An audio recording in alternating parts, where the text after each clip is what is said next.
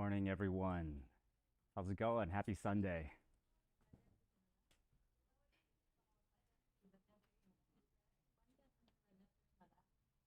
All right, just making sure that we are live.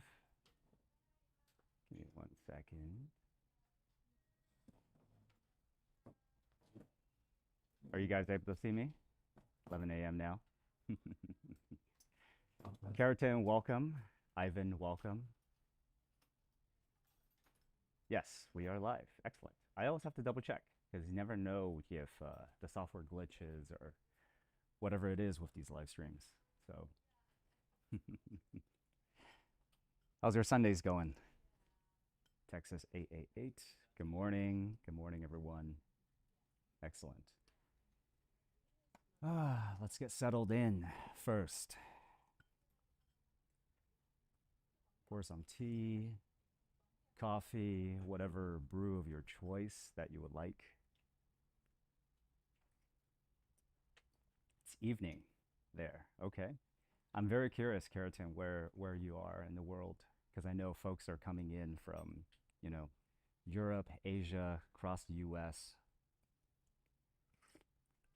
I might be missing a few continents, so if you guys are joining in from other places, please chime in.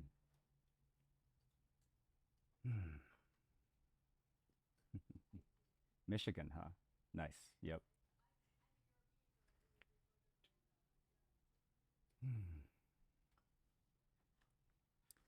Well, I am in Austin, Texas, where it is gonna get real hot today. I got my tea, but also some bug incense because we do have a bit of a mosquito issue. So I bring this with me pretty much everywhere.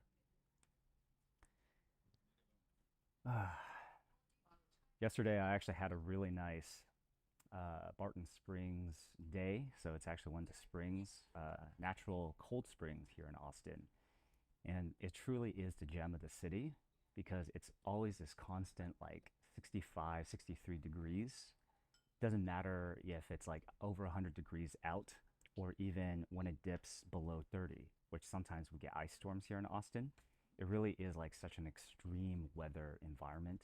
But the spring is always constant. It's always like flowing, always almost like everlasting. And like I said, it's just like it doesn't matter how turbulent the external or extreme the external world gets, it's always this like consistency.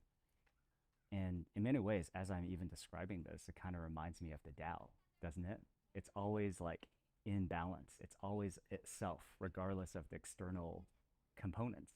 Yet it's still flowing. It's always fresh and it's always life giving.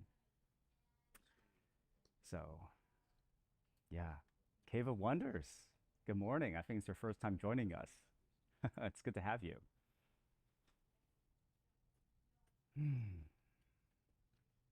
So at this Barton Springs, I spent basically like 4.5, 5 hours there.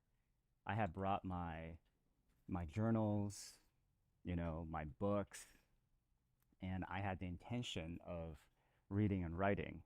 But what ended up happening was I just sat there drinking tea for like 4 hours and taking dips in between. It was such a nice, relaxing spot that let me actually show you just like a screenshot, screen share. I think you guys are able to see this, right? So I had set up my camping table, and this is the same collapsible camping table that I sometimes bring into nature, either on my backpack or my bike to film the Tao Te Ching series in nature. But I set it up today, with my tea set, or this was yesterday. And the beautiful thing is that without moving anywhere, I had several people just come through and start conversations with me effortlessly, right? Because I guess a guy just sitting at a park drinking tea and meditating or whatever it is, doing nothing but just sitting is kind of unusually still. So it definitely attracted the right folks over, I have to say. And one of the conversations that I had was very interesting. And it was this more elderly gentleman who is a Austin local, and you could tell he spent a significant amount of time with the Native Americans. Actually, he told me a story. He was like, yeah, I spent a lot of time with the Native Americans in South Dakota, and they have like these, sweat lodges, right? And it's very ritualized. There is a intention with burning the wood and then sweating out all this impurities. And it's a confluence of the elements of fire, earth, air, all of that. And then he went on to tell me that he recently watched and this is in the context of ceremony and ritual, because he could tell that I was just there pouring tea, and it was like my personal ritual in the morning. And he was like, recently I watched this film about feudal Japan, the samurai era. And back then, even now, when the Japanese have tea ceremonies, it's very formal, very ritualized, right? And it's like you have to turn the pot in a particular direction, hand people the teacup in a particular way. And it's like very, very fine tuned over like just hundreds of years, if not thousands of years of ceremony and ritual. And I kind of chimed in a little bit, and I said that for me, ceremony and ritual can be personalized. It can be spontaneous, even then, right? Because I told him, I was like, hey, look, this setup, this is the first time I've ever set this up. And when I set this teacup right on the middle of this, and then, sorry, this tea mug right here, and the teacups right here, it forms a perfect configuration of a geometric square. I didn't intend for this to happen, yet it still happened, right? And here we are, two strangers drinking tea together, right? So, in a lot of ways, when we are infusing our own natures, our creativity, our perception, our awareness of our surroundings, and blending all these different components and ingredients together, what you create is not just ceremony or ritual, but it starts bordering on that of art, right? And art is expression. So, and it's in some respects, it's like a pop-up, tea ceremony that we just had in this Barton Springs. And it brought people together. Often, I feel like ceremony and ritual are very exclusive, right? They're for people in the know. And if you don't know the dance, literally the dance, then you're going to be feeling awkward. You're going to be feeling left out. Whereas I feel like this spontaneous ceremony, this pop-up ceremony there, was very inclusive. It literally attracted passerbys to have a conversation. And this is just one out of several that happened yesterday over the course of 4 to 5 hours. And throughout it all, I didn't move an inch. I didn't have to move an inch. I was just sitting still and just drinking my tea, Anyways, I wanted to share that little snippet of my day yesterday, as well as some of the observations that I had. Good morning, Ink Aspiration, Nashville. All right, we got a fellow southerner there. Nashville, Tennessee. Oh man, Houston. Yep. Oh man. Yeah, I actually lived in Houston for a while. It was actually the place where I started my Texas journey. Thanks to a family emergency, actually, that ejected me out of San Francisco. Yeah, it was dropping in was like the brutal dead of summer, right? Middle of summer, it was like 105 degrees heat, and just the pavement was radiating. It was like a radiator. So that was definitely a tough period, in addition to the weather and everything. So, but yeah, these tough environments also make you stronger. So that when, I'm able to just enjoy something as simple as sitting by the water, it just means the world to me.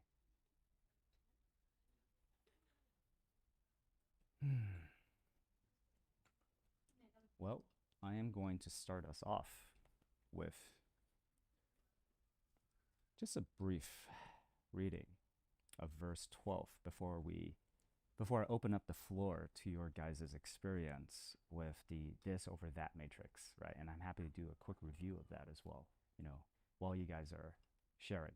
But think about while I'm reading this, I want you guys to feel into the words.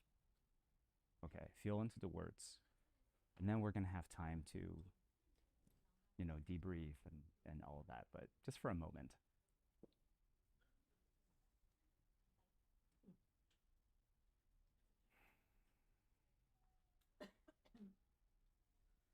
Verse 12. The 5 colors make our eyes blind. The 5 tones make our ears deaf. The 5 flavors make our mouths numb. Riding and hunting make our minds wild. Hard to get goods make us commit crimes. Thus, the rule of the sages favors the stomach over the eyes. Thus, they pick this over that.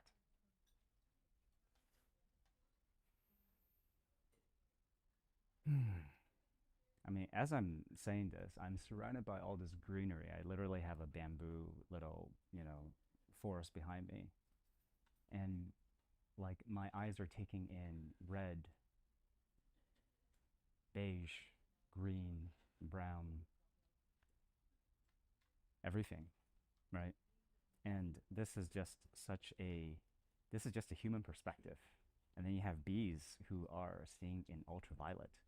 You have vipers who see in infrared. And then you have bats who don't even see, they hear. They see through hearing, through echolocation. And in some respects, let's talk about bats for a moment, right? Truly, they see much better by not having eyes and just using sound and hearing, flying at incredible speeds through darkness, pinpricking, like tiny, tiny insects in the air. What a marvel of nature, right? And that's it. Every time I go into nature and I just sit with all the different life forms and the ways of perception and consciousness that is around me, number one, I never feel alone in nature. Number two is it humbles me because it speaks to the limited perception that I have of the world, of reality, right? Not only that, let's not even talk about like the human perception, just a singular human. If you're sitting across the table from me right now, which you are, wherever you are in the world, you have a very different perception of the world, of reality. And behind every pair of eyes is an entire world, entire reality, right? And we are only here connecting through abstractions of the screen, looking each other through our eyes, and then filtering through all of this and through words as well. Words are abstractions, are symbols of reality. So it's this audio visual show, TV show that we're watching. That's our perception of reality. And that's very humbling. And I think that's where Lao Tzu is saying that the 5 colors make our eyes blind because we're so limited in what we are able to take in. And that's obviously also by evolutionary intent, right? Because if we had paid attention to everything, there was just a lot of noise. So in business strategy, we have this concept, this mental model of signal versus noise, okay? And so much of living, of life, is understanding what is the signal versus what is the noise. And even in communication, like right now, we mainly have words, right? But you're also getting my energy, my vibe through this live stream. How much of the signal is coming through versus all the noise, right? And if our brains picked up on every single little thing, we're going to be super overwhelmed. And, a car might be coming down the street and you're not going to notice it. That's a survival mechanism. So we have to be our nature literally was like, well, this is the narrow band of reality that actually matters for your survival. So, and this is what you got to pay attention to. Hello, Tiffy Tries. Yeah, welcome, welcome. Get into coffee. I love that. Music life. Hello from India. Awesome. Amazing. So yeah, the practice that I had given you last week, right? Verse 12.5 is really the last two lines, which is, thus the rule of the sages favors the stomach over the eyes, thus they pick this over that. And the map that I had shared last week as well as part of the video. Hopefully you guys had done this exercise yourself. Somebody had said, hey, you're giving us homework, right? Damn right I am. So, because this is how we put words into practice. And of course, this is just one of many different manifestations, downstream physical manifestations of the Tao Te Ching that you could do.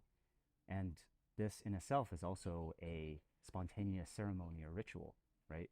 Whereby I'm a mind mapper, and I think in terms of structure and order, just by nature, and it's combining background as well as nature and skills into something that I'm reading. So your gift is going to look very different.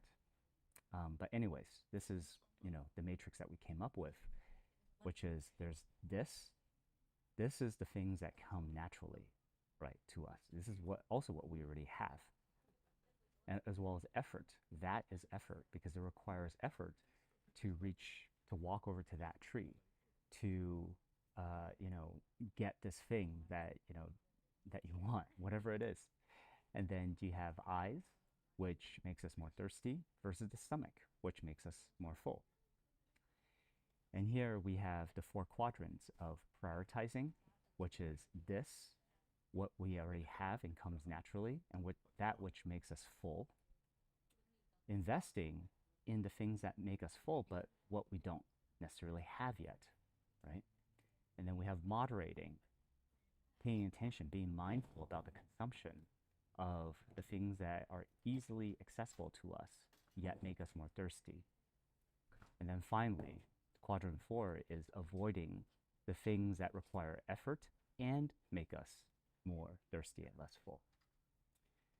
So, in the article that I had written, and I'll link it actually as well. Give me 1 second. Where is the link? Substack.com.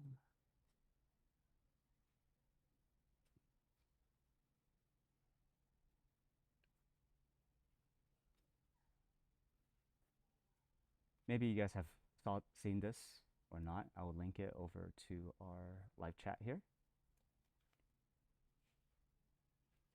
Did it not go?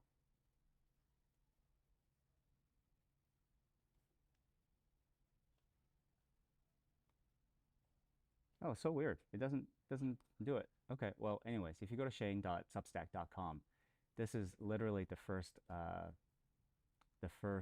or some, if anybody is able to pull this up and then like put it into the live chat, that would be much appreciated, right? This is a deep dive companion to the exercise, because there's so much hidden imagery in this particular diagram, right? The matrix right here. Because on the surface, it's just a 2x2, which, probably a lot of us have come into variations of.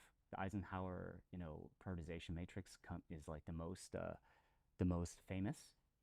However, this is something that is derived from the Taoist text, essentially Tao Te Ching, right? So this is kind of like my overlay and my vision for it when I had created it, or even after I created it, which is all the world wants things that are thirsty and that requires effort. We're always chasing things, right? Versus the sages who want what is both natural, which is already within their grasp. This, by the way, is also the basis of contentment. Because if you already have what makes you full, you're going to be content. So, quadrant one, in many ways, is prioritizing the things that make us content. And it's from that place of contentment that we pursue other desires, other wants that nourish us further, right? But this is almost like nice to have. Even if we don't get these things, we're still going to be pretty damn good over here, okay? And everything above here is just truly extra, if not unnecessary. This is, I would say this is like unnecessary, especially depending on what season of life you're going through, right? So one imagery is that the dark moon, the dark side of the moon, the hidden, the invisible, because most of the world probably will not see what comes naturally to you as well as what makes you full, right? Yet sages gravitate towards this. Yet most of the world goes after the sexy things that everybody wants. It's so apparent, it's so bright, right? It makes us better than others or feel better than others if we were to compare. So hence there's the eyes and then there's the stomach below. Also, there's something to be said about water, how water always flows to the lowest point here, okay? And then the second part really is it's both spatial as well as temporal. Temporal in terms of time, okay? This is what you already have now accessible. And this could be good or bad, right? Because sometimes snacks and binge watching or online shopping or whatever it is, it's so accessible these days, but they're not necessarily good for you, right? So this is like now. This is what you have now versus what you are either pursuing or want to pursue later. So there's a temporal, not just a spatial, because this is spatial, whereas this is temporal. Or actually, well, this is also spatial because you already have it in front of you. This is what I mean. Everyone wants to go up and to the right. Every single, business chart in the world says, hey, we want to grow. And you have this whole chart that goes like this, right? Whereas sages want to stay low and to the left. The Tao necessarily moves counter to what most people think in every era, it seems. And then there's also fantasy versus reality, because every desire, every want, in some respects, is kind of like a fantasy that we hatched up in our heads. And it's not until we actually put in some of that effort to actually even test it out. Is it aligned with our natures? How does that make me feel? Not just an assumption, right? So the main message here is, sometimes we have these like dreams and we think, wow, it would be so cool to be this thing. And before we know it, subconsciously, we're already crafting this fantasy of a identity around this. And then we buy all the courses, buy all the gear, and then we realize we freaking hate it. But at that point, we are also, subject to sunk cost fallacy, right? Bias. And before we know it, we've already communicated this identity, this expectation to our community, to our friends, our family, coworkers. And then we're trapped. We're trapped in this, what maybe invest, maybe it's actually something we want to avoid, right? And this is why I hold these as hypotheses. Every desire really here is a hypothesis until I go in and see if it's actually aligned with reality.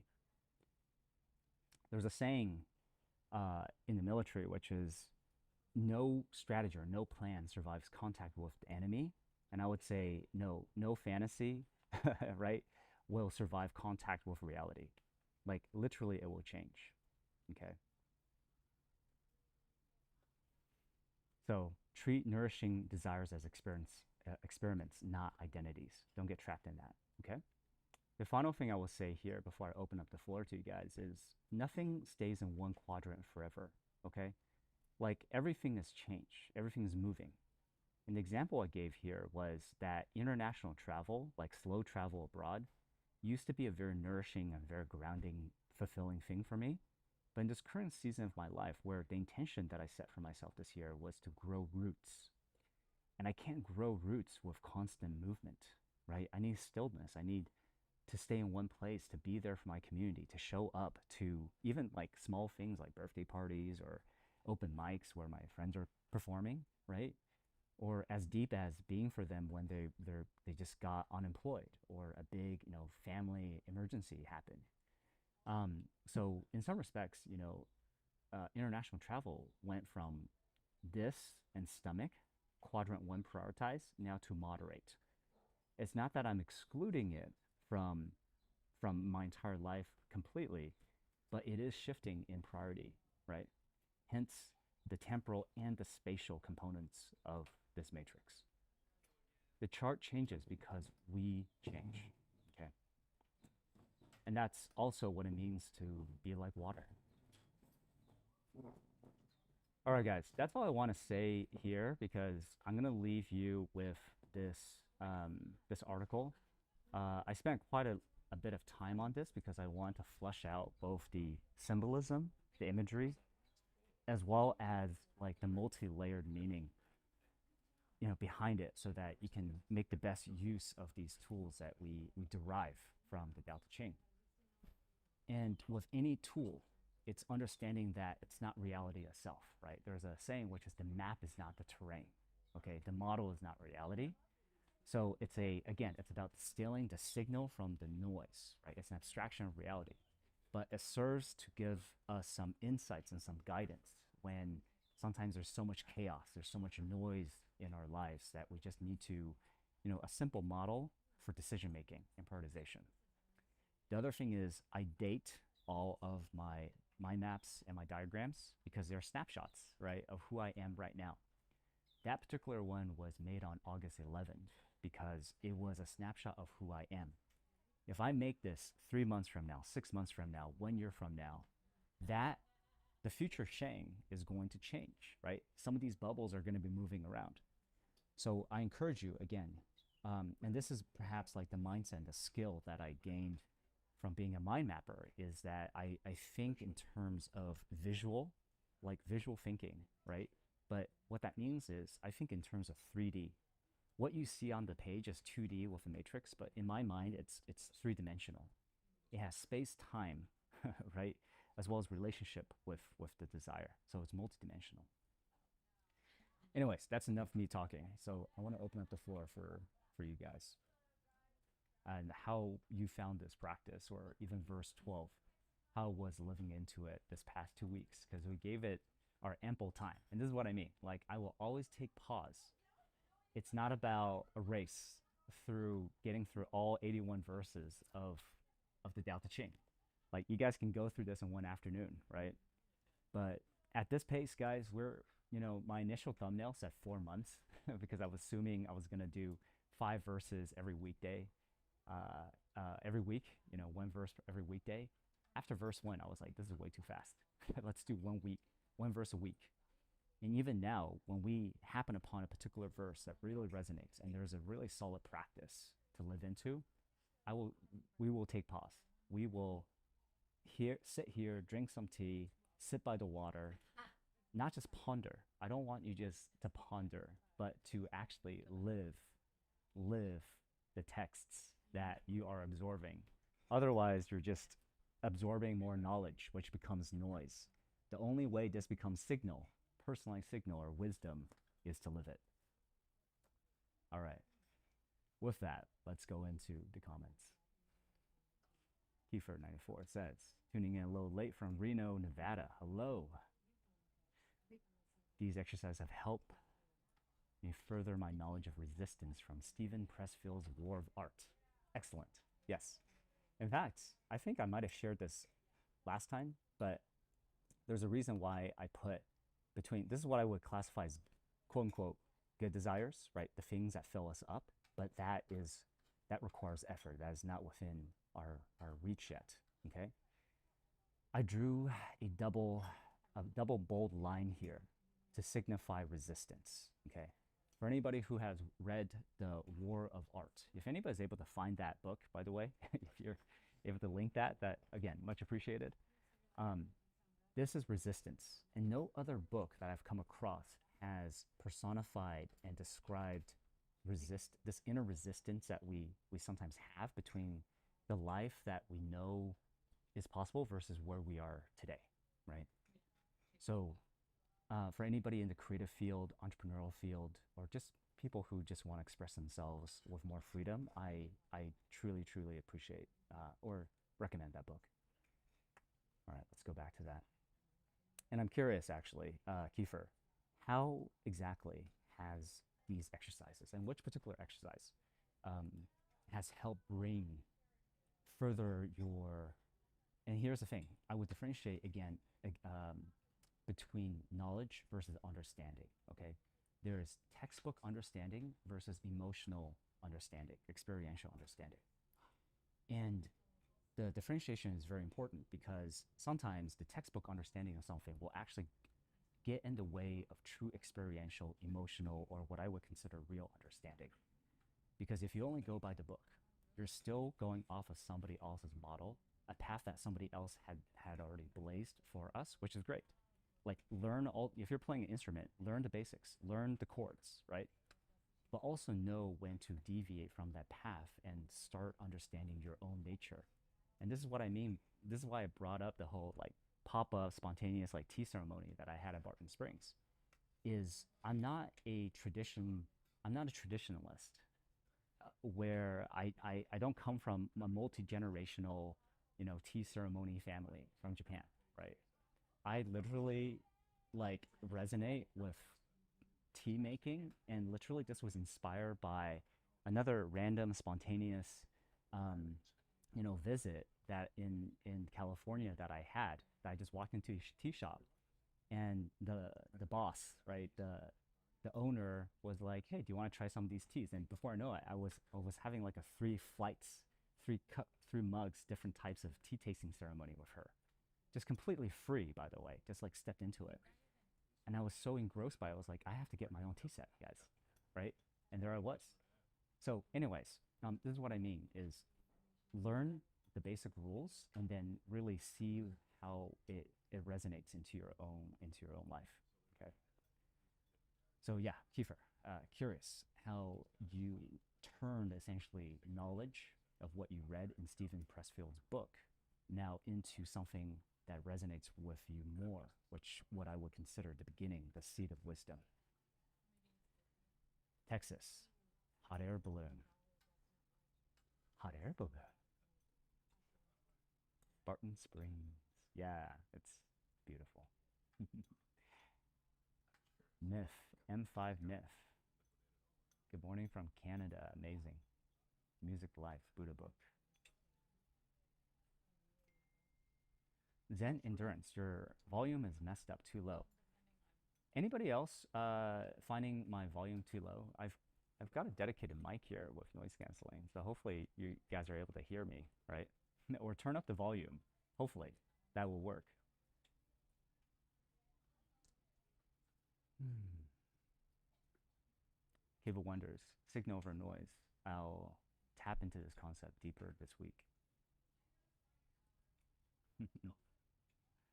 Yeah, a lot of coffee, a lot of tea. Appreciation for the homework. Absolutely. You are welcome. The War of Art I found used at Abe Books, but there are other websites too. Oh, you have to turn up the volume all the way to here? Okay. Is this better? Hopefully. Hmm. Better? Better, guys?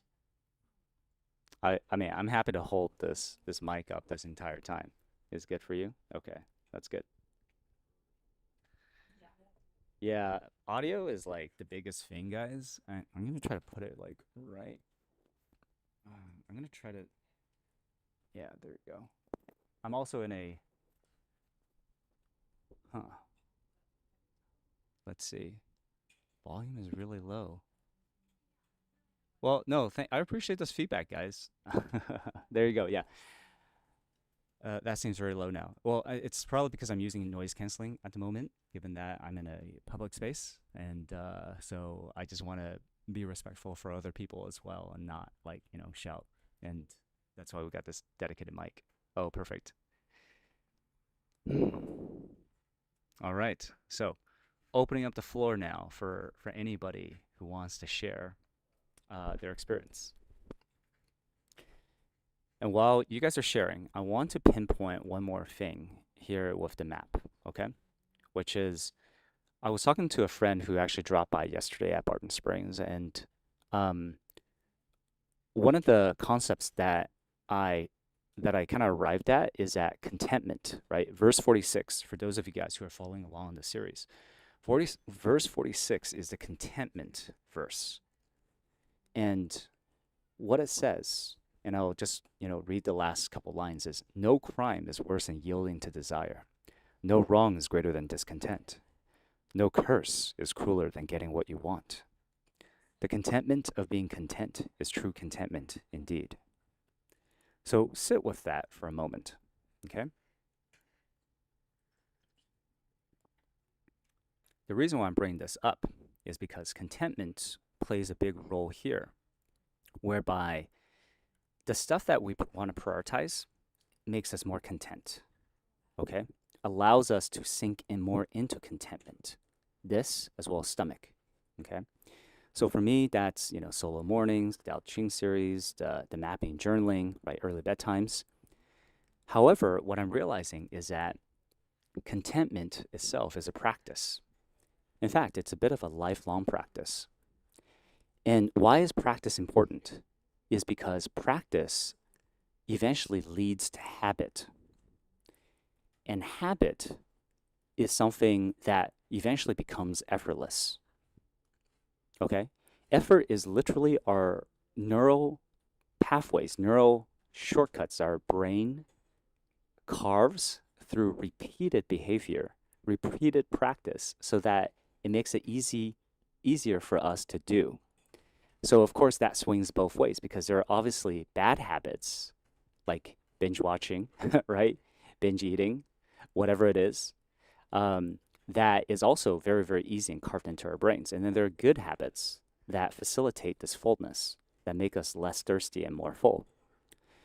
So in this respect, I would say that contentment is a practice until it becomes a habit. Okay? And it's going to be a bit of a journey, because I'm experiencing that right now, is that I'm still having a hard time getting to bed early, right? There's a lot of distractions. Sometimes I'm watching TV because I'm having I need to decompress after a very long day. So there is in the last 2 nights, I slept a lot later than I would have liked. Yet I know early mornings are really important for me. So this is what I mean by that. Contentment is a practice, just like anything else. So, you know, the thing that I'm trying to highlight is that I think of everything like a system, because I think it's oversimplifying by saying, hey, just be content, right? There's almost kind of like, well, what we have to ask ourselves, what actually facilitates contentment, okay? I think part of the facilitating contentment is understanding what is the environment that allows us to be more content, right? What kind of practices that facilitate it, so that you're not going from like 0 to a level 100 right away, so that you can actually take these baby steps, okay? And that's actually why I think a mind map or a matrix like this is important, because it identifies these different elements that support this level of contentment. And then we can put that into practice so that each of these eventually can become a habit. I think that is kind of like the ramp up to contentment, rather than just like go from ground level to 100 stories above, if that makes sense.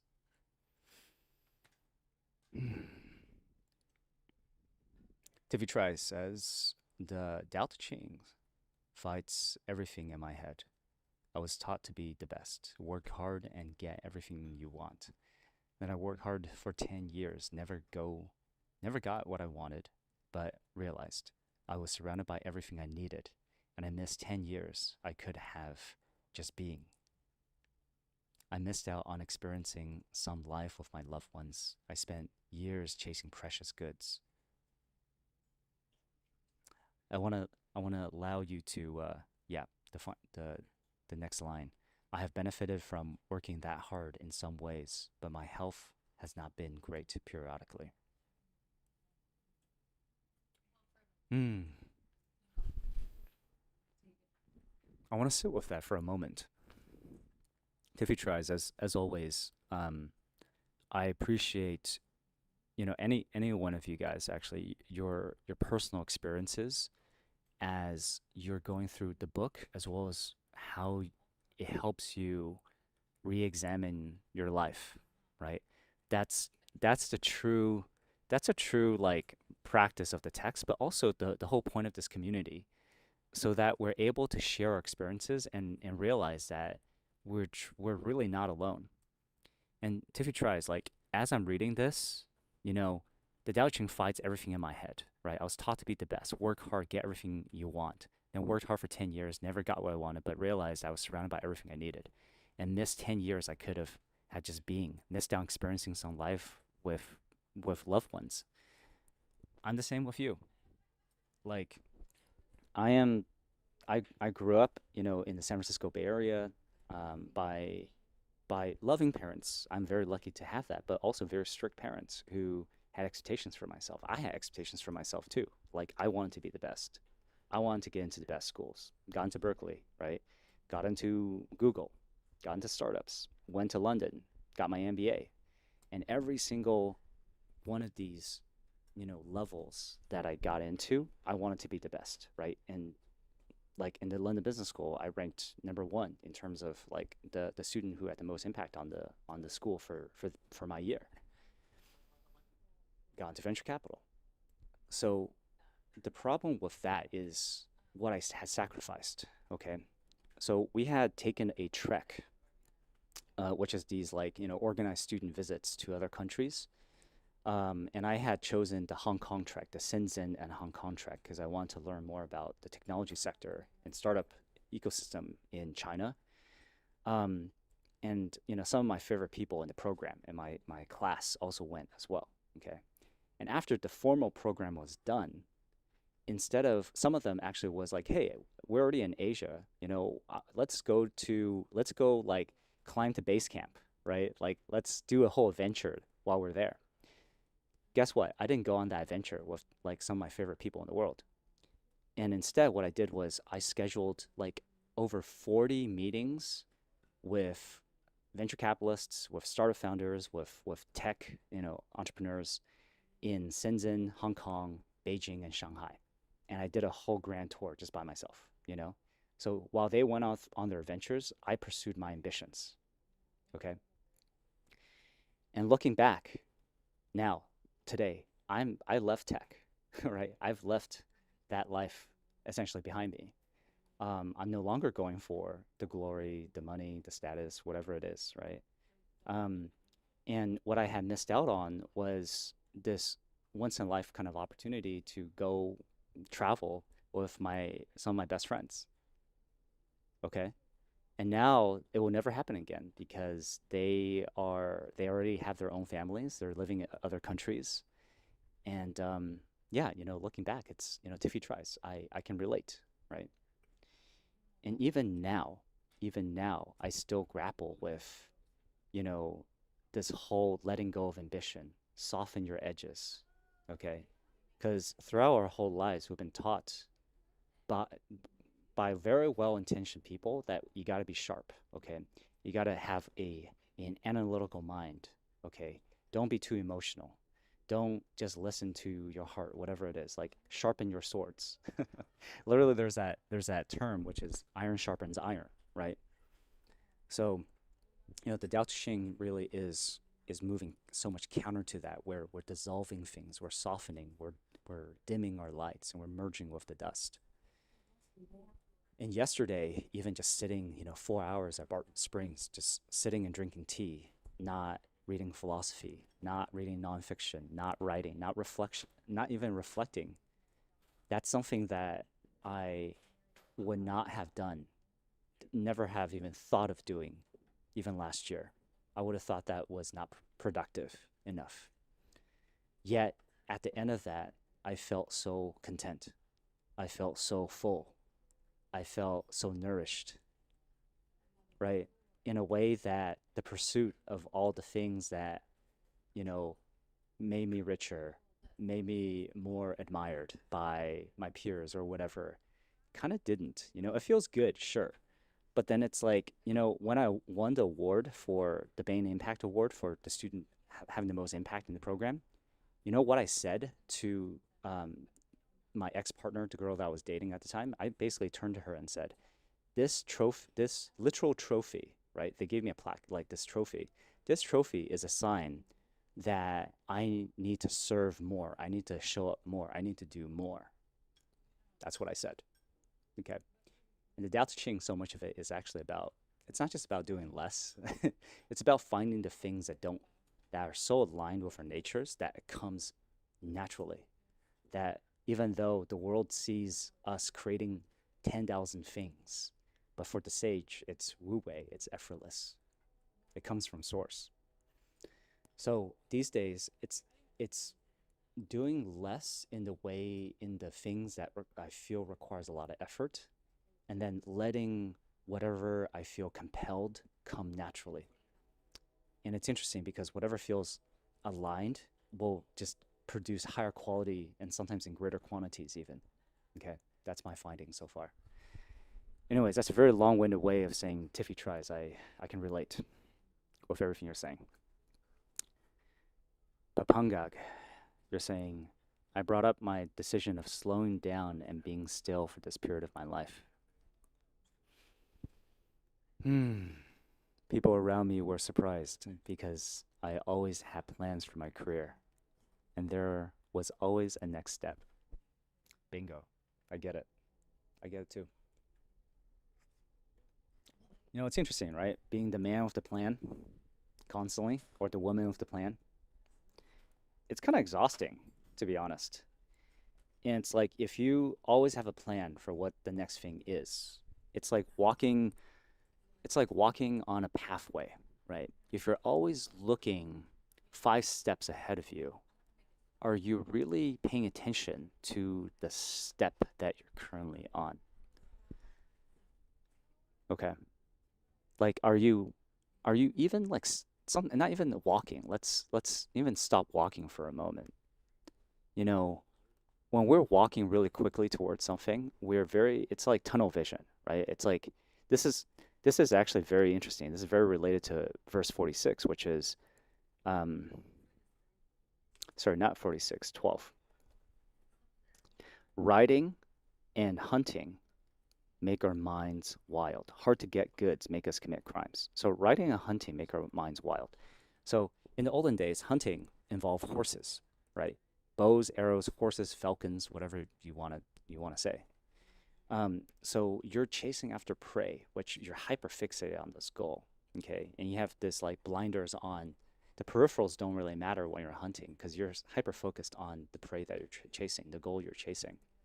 So this is the opposite of literally stop running, stop walking, and just not even standing, sit, sitting still, and then taking in all of your surroundings, right? The scenery behind me, the temperature, the wind, the breeze, the fluctuations, the water that is flowing between your toes, the tea that you are sipping into your body.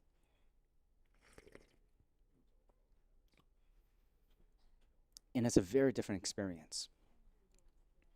And I'm not saying that chasing is bad, right? As I put into, the matrix, the this over that matrix, there are certain things that we're pursuing, we're chasing, we're getting, we're working towards that are also good, that nourishes us, right? Like literally, during my nature solo, I was observing squirrels. And you have these little rodents that's running around gathering nuts. They're working hard, okay? But they're being true to their natures as well, right? They still have to go out and like a tiger has to hunt. Uh, a plant needs to grow. It needs to like turn water, soil into nitrogen to nourish, to and then absorb sunlight, right? To turn it into glucose through the chlorophyll. A squirrel needs to collect nuts. You can't just like sit and expect the nuts to fall into your mouth. That's not the point. So there's a time to pursue, but there's also a time to just sit and just appreciate and be content. It's really about balance.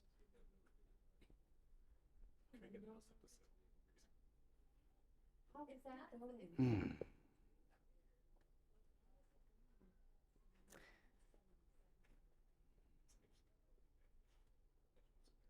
Mm.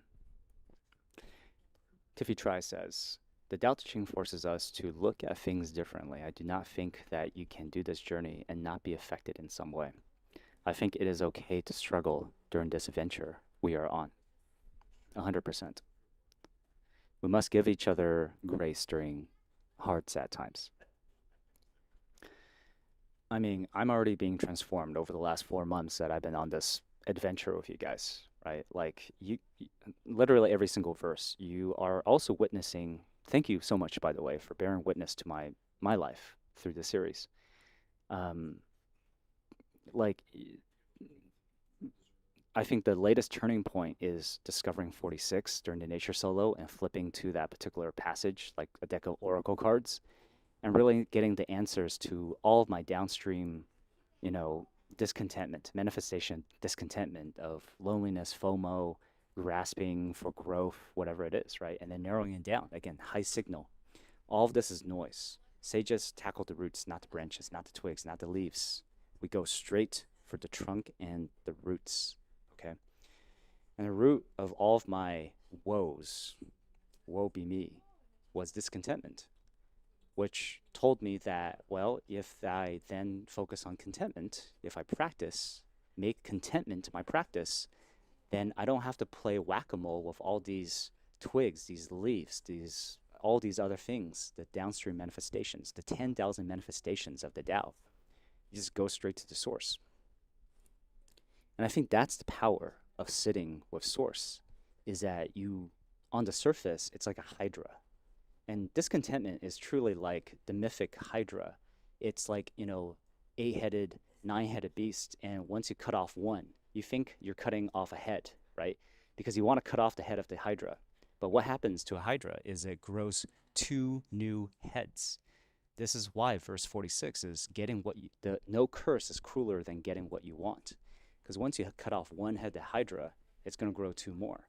And before you know it, you have literally a Hercules trial in front of you.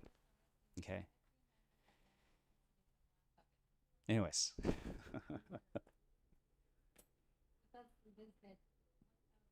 Yeah, no, thank you for being on this adventure with me, guys. Papangag says, I feel closely the same, Tiffy tries. My precious message corresponds to that as well. I have this identity of hard worker, disciplined, and successful. Being still feels like giving up. Yep.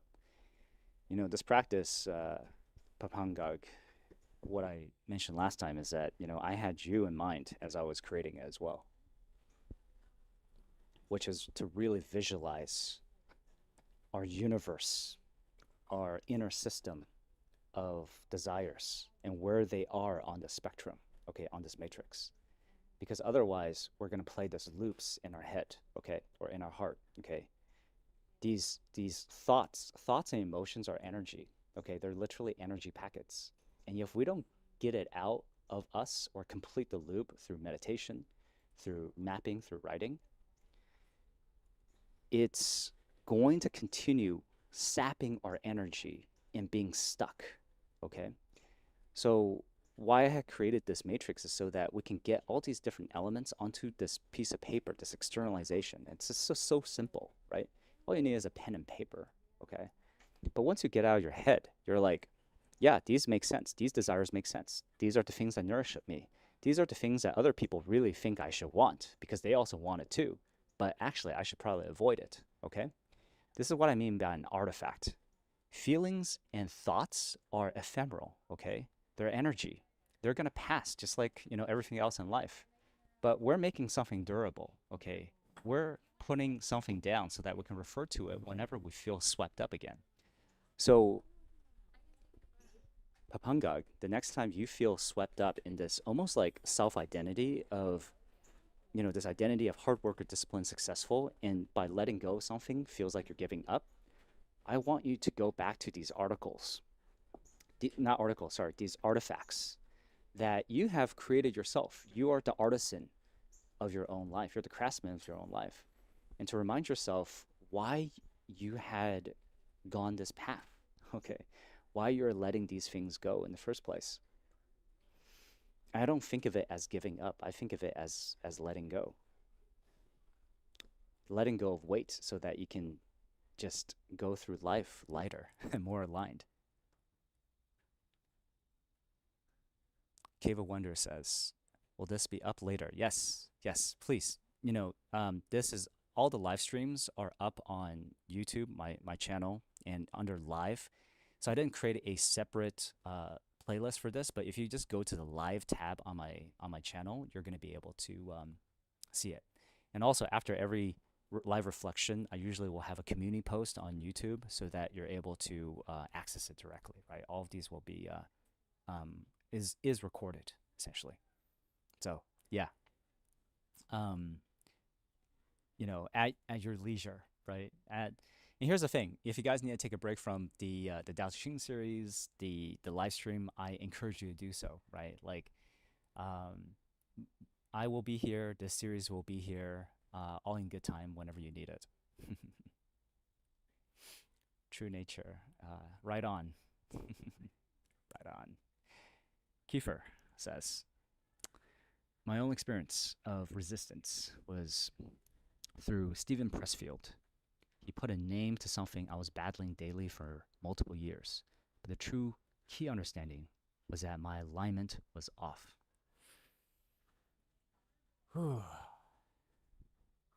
Wow, that's such a rich topic that I'm going to let that one sit for a moment, guys. Like, reread that comment one more time, everybody who's watching, because I think that's really key.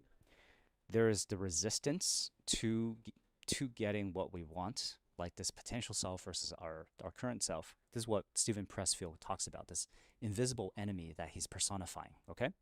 And then there's alignment, which is the directionality of our pursuit, okay, of our efforts. Resistance by itself doesn't matter so much as alignment. Okay? The reason for this is because if you're gunning hard towards something, if you're working hard towards something that is not aligned, you're just going faster in the wrong direction. Okay? It's like, in wilderness backpacking, orienteering, like navigation, if you're off by even 1 degree, 2 degrees on your compass, guess what happens as you start hiking 10 miles up? It literally will start deviating out, okay? 1 degree is right here, okay? 2 degrees is maybe right here.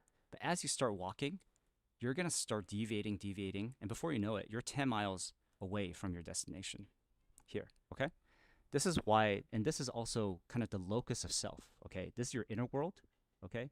This is the outer world, which means that if you are misaligned here at the center, at the fulcrum, okay, at the pivotal point, you are just running or walking further and further away where you actually want to be, okay? Think about this imagery for a moment.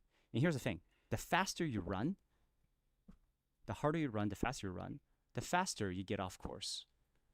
This is why whenever I feel misaligned, I will literally put down everything. I'll sometimes even take time off work, like just put a lot of obligations aside so that I can meditate, I can write, I can reflect so that I can realign myself, okay? Because I know this delta. And it's this delta, this is the feeling of, and here's the thing, this is the path where maybe our communities, our societies, our families might celebrate, okay? But this delta between who you want to be, who you feel aligned, the aligned self versus where you're racing towards, that delta is where the pain lies, okay? That feeling of, man, I'm living somebody else's life, or I'm doing all the right things, so why do I feel off, okay? This is the gap, okay? That's why it's so important to focus on this particular part before you start racing off 10 miles off course. So yeah, no, there's resistance and then there's alignment.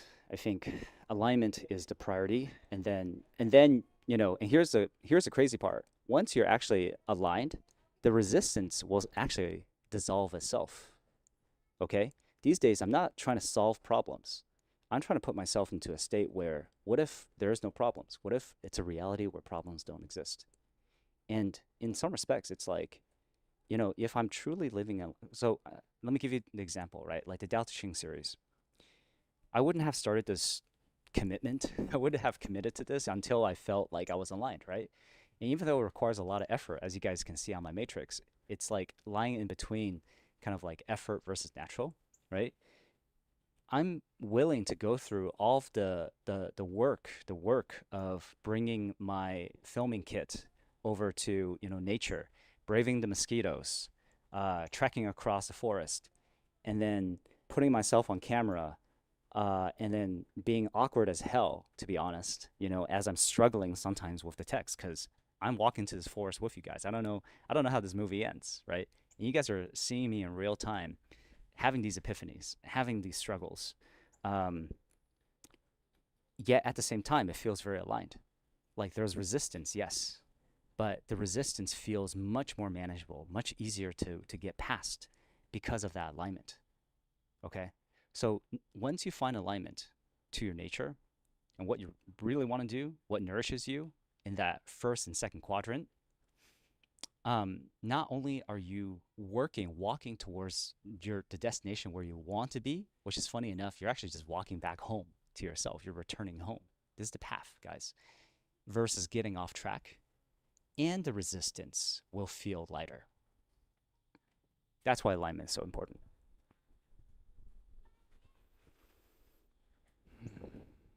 Tiffy Try says, Papangag recently life circled around and gave me a second chance on something I finally let go of my career. Yeah.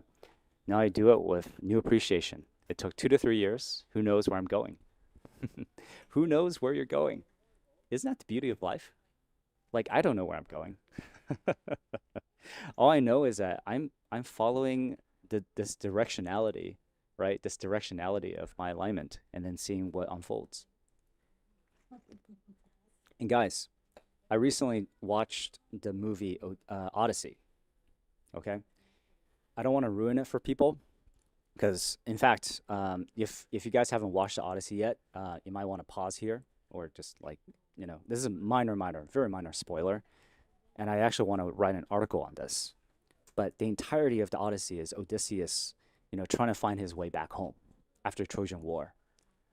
And the Trojan War itself is conquest, right? It's like, when the Tao is not present in the world, war horses are bred on the border. Okay, they were literally sent from home to go fight the Trojan War, and then afterwards trying to return home, a 20-year journey return home. Okay, and Odysseus was, the whole thing was like hubris, right? He was like, yeah, I don't want to follow like the main navy. I want to go my own path because I think I can get home faster on my own. And Odysseus, out of all the generals, was the most clever. Okay, he had the most like faith in himself, the most confidence. He was the man. Okay, and he had to set this intention, this plan, and he was like, I'm gonna follow this plan, and I'm gonna navigate my way home faster than anybody else. And he got lost. He got crazy lost. He got 20 years lost. And it was only in the movie, at least, it was only when he let go of all control that he ended up getting back home. Okay, not on a ship that's manned by 3 crews of men. Okay, by himself, a dude on a raft. He assembled a raft out from all his shipwrecks at this point, the bones of his former ship on a raft, and he just floated into the ocean, letting go of full control. And there's something to be said about the water. The water carried him home when he let go of control. Right? So, and he doesn't know where he's going, yet he got home. So all I'm saying is nobody knows where we're going. That's my Taoist take on the Odyssey. Kiefer says, I felt through 12.5 exercises, have unlocked a little bit of Wu Wei through better alignment rather than a daily battle. Thanks, Ching. No, thank you. I appreciate you letting me know that. I mean, I'm figuring out the same thing as we go. Heal and lead with, well, with, oh, Rika Teresa. Ah, heal and lead with Rika Teresa. Sorry, that took me a while to read the letters. The revolutionary power of the 1% change, the 1% error. Okay. Hmm. Very cool. Hmm. Yeah. Yeah. The 1%, the 1 degree. I would say the 1 degree in my book. Yes. 100%. That's a fulcrum upon our entire reality. Our reality hinges. That's the hinge. I would even say, like sages go for the hinge, right, upon everything else. The fulcrum, not just what you're levering. Mm. Wags9933 says, "Thanks for doing this. Just bought the book after watching your videos and will follow along as you work through 81 chapters." Oh yeah, welcome, welcome. Excellent. I'm very glad that you're on this journey with us. It's honestly an odyssey. You know, you think about this. This is a multi-year odyssey. Now that I think about it, and we don't know what we're gonna find along the way, and it's kind of freaking cool. In some respects, I don't want to know how this movie ends. I really don't. It's like spoiling the movie of life. Hongak says, "I guess I shouldn't phrase it as giving up anymore. This process of stillness and reflecting actually gives me joy and peace." Dude, that's what I'm talking about, man.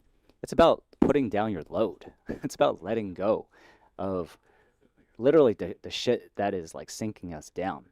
And here's the thing, like there's certain things that got us to a certain point, right? I always talk about this, which is this knowledge of the boat. Like there's certain, mindsets, models, tools, businesses, opportunities, even partners that, friends, communities that got us across the river at a certain point in life. But then, there's a whole land to explore on the other side. And so many of us are carrying this big ass boat on our shoulders, on top of our heads, while trying, while we're not on water anymore, right? Why don't we can ditch the boat, we can leave the boat at the shore where it had served its purpose, and we can explore the other side, create a village or whatever it is, with far less load and heaviness. Or even, hey, what if we encounter another river? Well, this is where faith comes in, guys. This is the cultivation of the muscle of faith, is that if you know you have the ability to craft a boat, you don't have to carry this old boat with you. You can just go build yourself a new boat once you once you reach that new river, right? Like the Tao will provide. The universe will provide.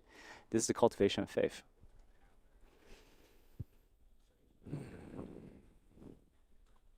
And yeah, giving up from the outside, well, this is what I mean. Inner cultivation, my friends. Like, so much of this is about what is the external. Everybody wants to be the sun, right? Everybody wants to pursue the eyes and that. But the sages go for this and the stomach. That's the whole point of verse 12. So I would, like, if this is not sinking in for you, I would actually stop the series. I'm going to do verse 13 tomorrow, but I would say skip verse 13 for yourself. Don't even play verse 13. Sit with 12 first until you really feel it in your stomach, what this contentment feels like. This and this versus that. Okay? Really feel it before moving on to verse 13 or any of the other verses. Sit with it.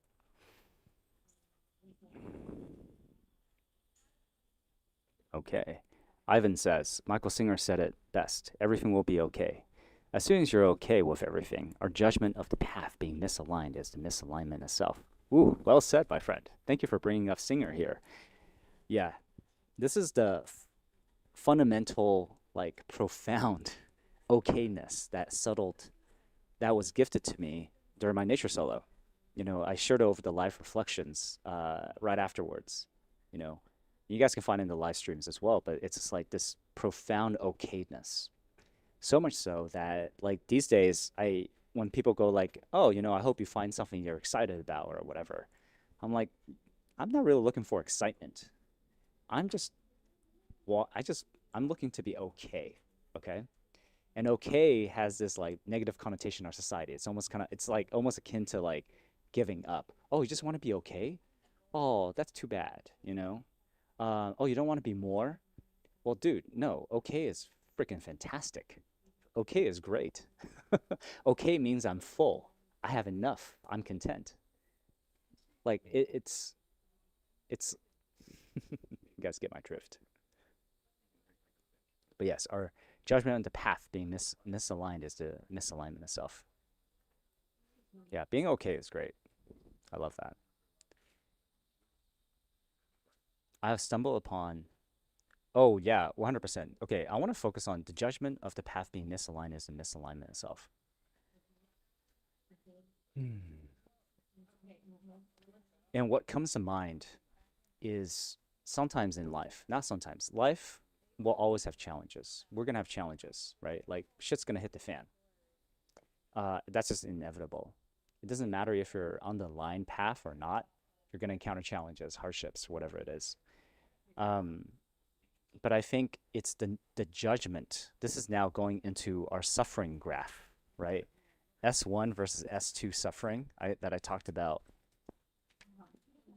in verse.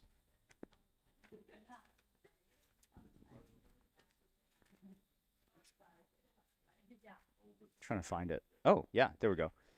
Verse 7. Okay.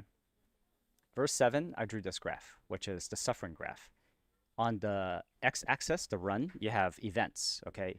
You have event 1, event 2, event 3. It could be, your baby just shat his pants and you got to go take care of the diaper, or you got into a car accident, or a loved one died, okay? And then you have the suffering, the y-axis, that is associated with the event, okay? So there is the suffering, the pain of the event in the moment, and that sucks. Okay, you broke your arm, you got into a car accident, that freaking sucks. Okay, and then there's S2, which is the self-inflicted pain, the suffering, the struggle, the judgment. Okay, and this is where being the sages are selfless, not because they're not the opposite of selfish. It's just if you don't have a sense of self, you're not judging. You're not the ego is not pummeling, beating yourself up over the event. You're still going to feel pain. That is inevitable. Okay? But the suffering will remain in S1 and then it's going to keep on moving. The reason why I drew E1, E2, and E3 is because we tend to carry over the self inflicted suffering and rumination and resentment over to even the next event. So, what happens is that the S2 self inflicted suffering actually accumulates like a boat. It's like carrying an ever increasing load upon your shoulders as you go through life. Okay, that's S2, and this is if you're interested in this breakdown, verse 7 video. Okay, so this is my take, Ivan, on the judgment of misalignment because it's kind of inevitable, right? Like we just if you let go of judgment, you're going to be aligned in any direction that you take. Like any direction that you take, you can make it aligned. That's the beauty of life. You kind of just pick your own adventure. This is why like, in Viktor Frankl, like, you can still find purpose in literally a concentration camp. Yet yet you can be miserable in paradise. Okay? You can be content in the darkest of rooms, yet you can also be miserable in paradise. What that tells me is that we humans, we carry the seed of both misery as well as contentment and peace within ourselves. Okay? We carry it with us, regardless of the externals. Mm. Joanne says, I've stumbled upon some Chinese shows and I was amazed how they put in focus the details of mind states which we so often overlook. It's the invisible stuff, it's dark side of the moon that nobody sees, right? Versus the sun. It makes them so relatable. Western shows lost their charm. Huh. Yeah, maybe. We'll see. I watch a lot of anime actually, which now I understand is like the Japanese way of sharing their very wholesome values to the world. It's actually pretty cool. Okay, fine. I will buy the book too and watch the movie. Yes, definitely watch the movie.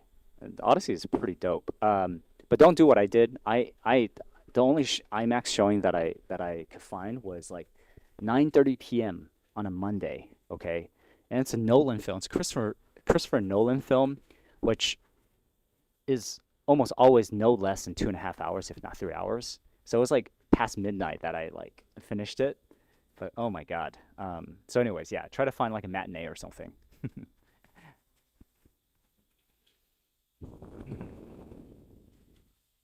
Texas says, I remember a few years back walking to a stream with a bag full of rocks. I literally threw each rock into the water with the intention of letting go of one thing. Afterwards, I felt lighter in spirit. What a freaking imagery, Texas. So, in some respects, like, what a beautiful practice. I encourage you guys to do this, especially Papangag. If there's a stream nearby, like, just not proverbially, literally get a bag of rocks and then sit by the bank or even stand, right? And then with every rock, hold it in your hand. Infuse it with the mindset, the feeling, even the obligation or whatever it is that is like weighing heavily on you, but is no longer serving you, no longer nourishes you, makes you more thirsty, weighs you down. Infuse that rock with with that spirit that you want to let go of, and just don't throw it into the river, okay? We're not trying to toss, that requires more effort. Just gently place it into the river. You can even thank it for carrying you across, for having the cobblestones across that you can that was placed in the river that got you across in that last chapter of your life. Thank it, appreciate it, and then place it gently in the river, letting the water wash over it, and knowing that over the next couple of thousand years, eventually it will return to dust. Okay, it will dissolve. And even at the microscopic, at the molecular level, the moment you put it into the water as the ultimate solvent in our world is dissolving it. Okay? And you're leaving it behind. And you're walking back onto your shore. And you have to let it go. And you're letting it dissolve.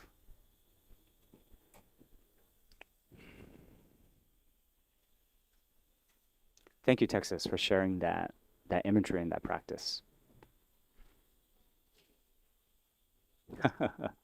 True Nature says, old Chinese curse, may you have an exciting life.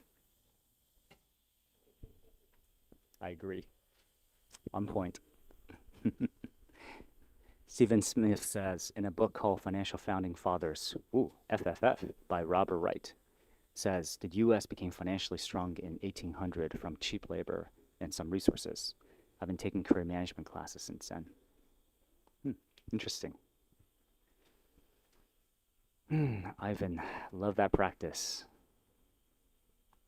Yeah, now I want to do it too, guys. Like seriously, I live by, a stream and bodies of water. Now I want to do it. Let's do it together and see how that feels. True Nature says, I unburden myself in the ocean with each wave that draws out what I let go of negative thoughts. Absolutely. Water, guys. Water is so important, so symbolic to the Tao Te Ching, in the Tao Te Ching, and in our world, just in everything that,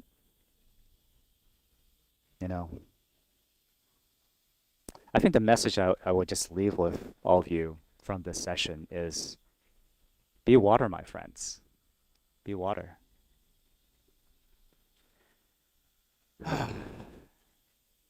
As always, thank you so much for joining me on this call.